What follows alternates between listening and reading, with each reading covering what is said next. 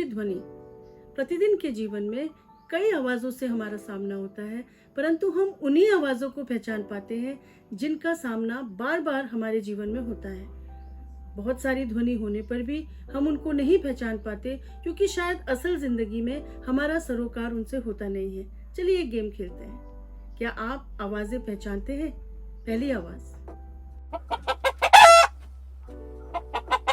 क्या आपने इसको पहचाना? देखते हैं उत्तर क्या है। दूसरी आवाज सुनते हैं।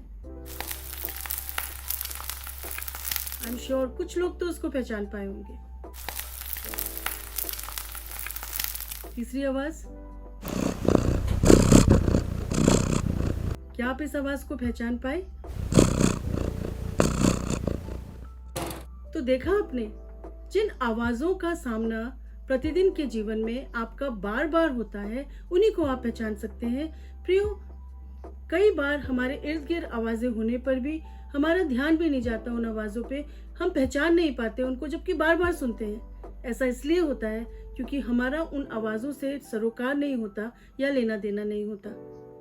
क्या आपको मालूम है कि परमेश्वर भी अपनी आवाज के द्वारा हमसे बातचीत करना चाहते हैं, परंतु हम उन आवाजों को तभी सुन पाते हैं जब हम उसके अभ्यस्त हो जाएं, हमारा सामना उस आवाज से बार बार हो।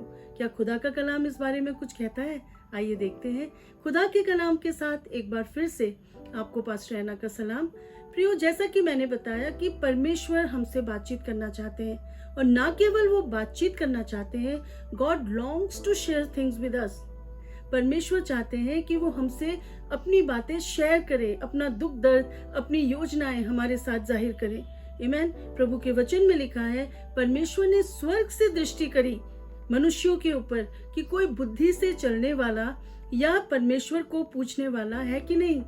दैट मीन्स परमेश्वर चाहते हैं कि आवाज के माध्यम से, बातचीत के माध्यम से परमेश्वर अपने दिल के हाल को हम पे प्रकट करें।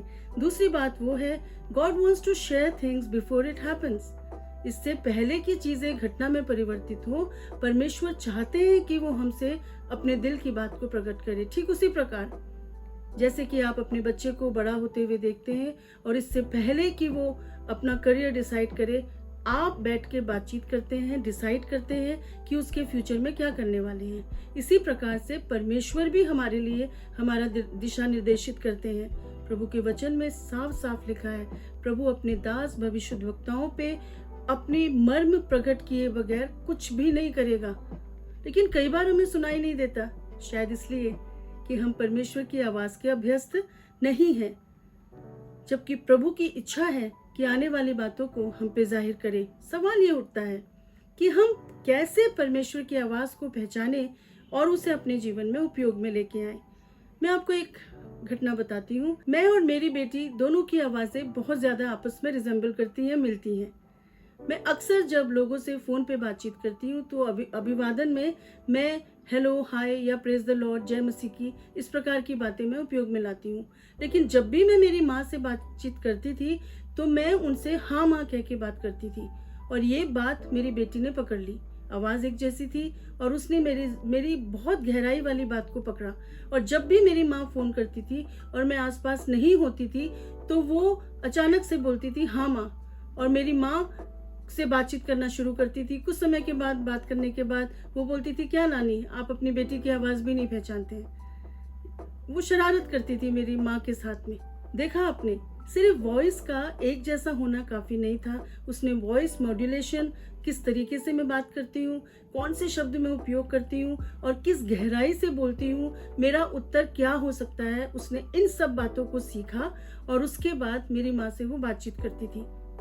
हम अलग अलग होते हुए भी मेरी बेटी मेरी माँ को कंफ्यूज कर पाई आवाज़ के मामले में, बातचीत के मामले में, क्योंकि शायद उसने मेरे जीवन का गहन अध्ययन किया होगा। उसने देखा होगा कि मेरी मम्मी किस तरीके से बातचीत करती है। ठीक उसी प्रकार से प्रियो, जब आप परमेश्वर की आवाज़ को बार बार सुनते हैं तो आप उनकी आवाज़ के अभ्यस्त हो जाते हैं। और आवाज़ के अभ्यस्त होने के लिए ज़रूरी था मेरी बेटी के लिए कि वो मेरे साथ समय बिताए।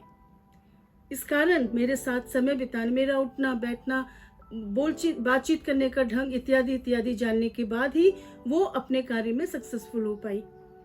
सिर्फ आवाज का एक जैसा होना काफी नहीं है प्रियो, परमेश्वर के हृदय का होना भी हमारे लिए बहुत जरूरी है कि परमेश्वर इस स्थिति में हमसे क्या बातचीत करना चाहेंगे, उनका दिल क्या गवाही देगा। यदि मेरे स्थान पे यीशु मसीह होते इस स्थिति में तो उनका रिएक्शन क्या होता, उनकी प्रतिक्रिया क्या होती, ये सब जानना भी जरूरी है।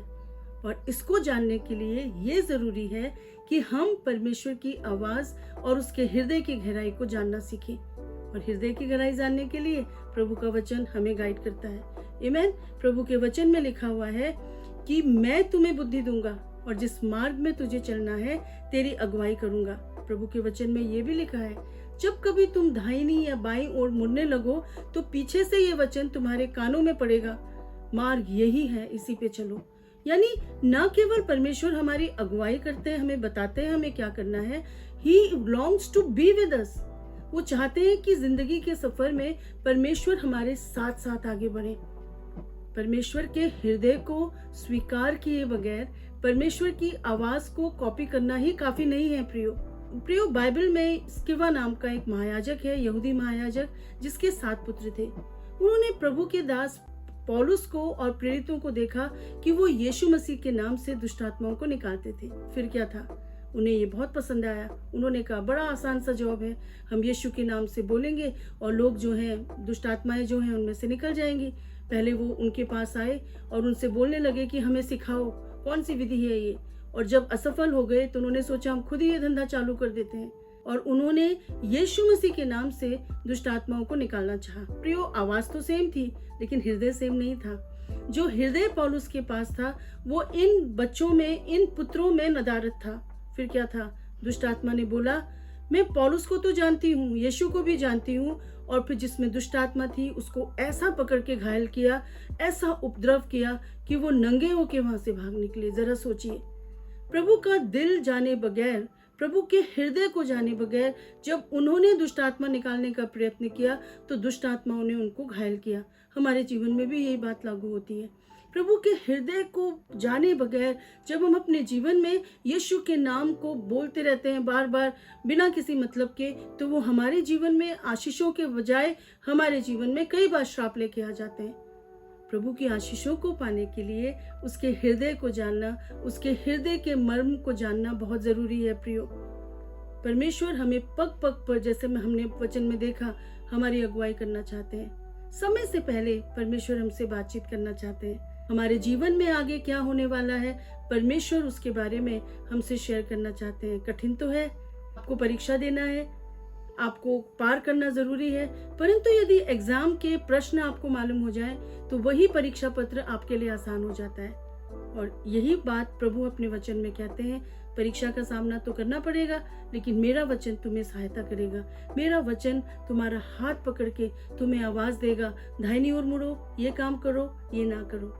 जरूरत है परमेश्वर की आवाज को बार बार प्रतिदिन सुनने की। प्रभु की आवाज हमें प्रभु के दासों, प्रभु के वचन या फिर ऑडिबल यानी सुनने वाली आवाज के द्वारा भी प्रभु हमसे बातचीत करते हैं। माध्यम कुछ भी हो, प्रभु के साथ समय बिताना जरूरी है, तभी हम प्रभु की आवाज को पहचान पाएंगे। खुदा इस कलाम के द्वारा आपको बहुत आयत से आशीष दे।